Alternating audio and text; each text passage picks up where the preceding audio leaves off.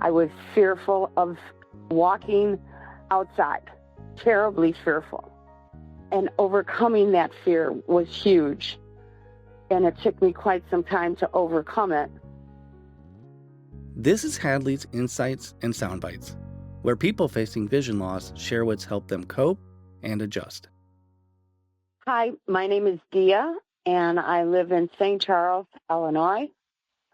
I have a degenerative eye disease called ischemic optic neuropathy anterior, which is a medical term for optic nerve stroke.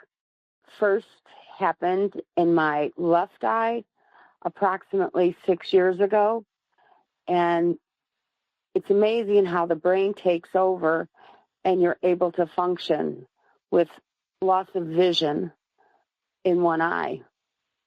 And unfortunately for me, which is probably only 20% of the people that have it happen in the second eye, which was my right eye, and that is the worst of the two. I am now considered legally blind. I do have some vision, and I have approximately, they tell me, 40% total vision between both eyes. I remember back probably about 3 years ago, I was extremely depressed after the second eye had the optic nerve stroke. And I was in tears one evening, and I kind of snapped out of it for a minute and started Googling.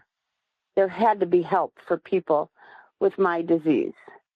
And I Googled and I Googled and I took down phone numbers, and I was my own advocate.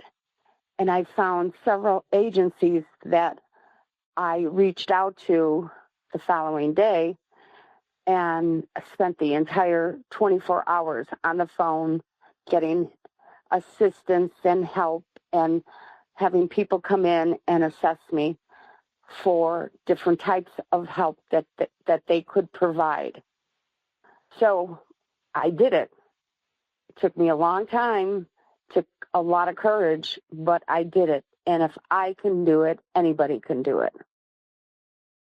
I was fearful of walking outside, terribly fearful. Well, first of all, the fear of falling. That was a big one.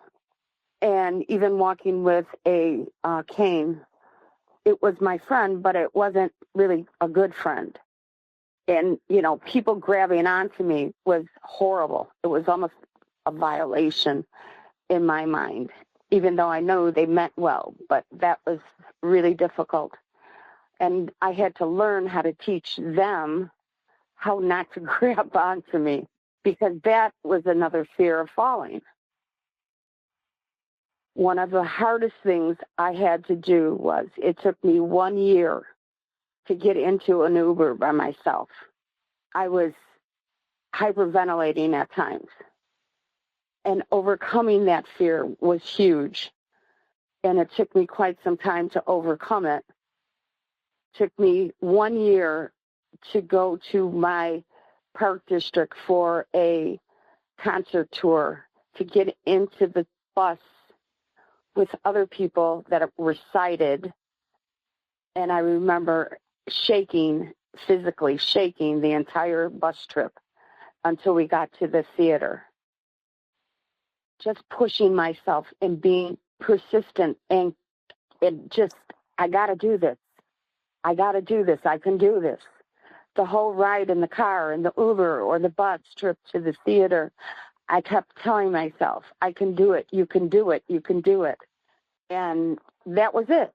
It's almost like mind over matter. In the past 6 months, I've had to give up my car. I've stopped driving.